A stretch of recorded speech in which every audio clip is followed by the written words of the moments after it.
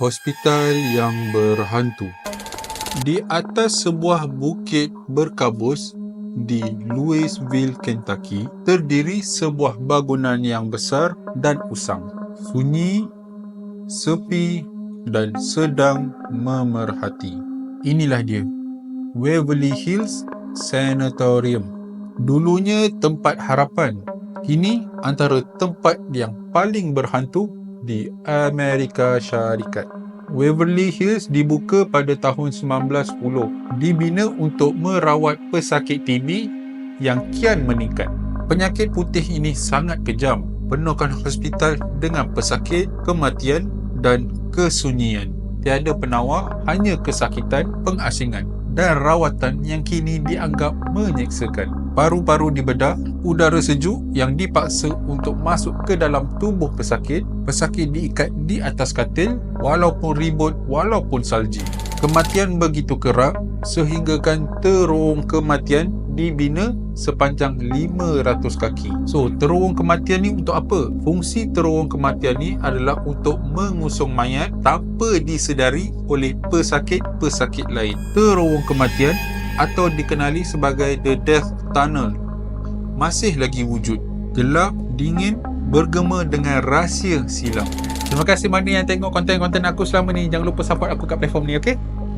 Setelah wabak TB reda, Waverly Hills menjadi pusat jagaan warga emas. Tetapi penderitaan tetap berterusan. Pada tahun 1982, ia ditutup semula. Kali ini kerana pendakwaan pengabaian dan penderaan. Dan sejak itu, gangguan mula dirasai.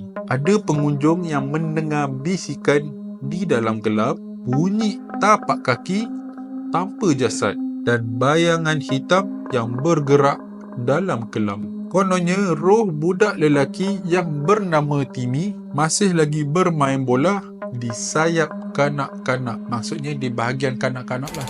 Sampaikan ada pengunjung yang datang tinggalkan permainan dan melihat permainan itu bergerak sendiri. Di ruang bawah tanah, ada bayangan seorang wanita yang sedang menjerit sambil dirantai, berdarah, merintih dan terperangkap di dalam azabnya.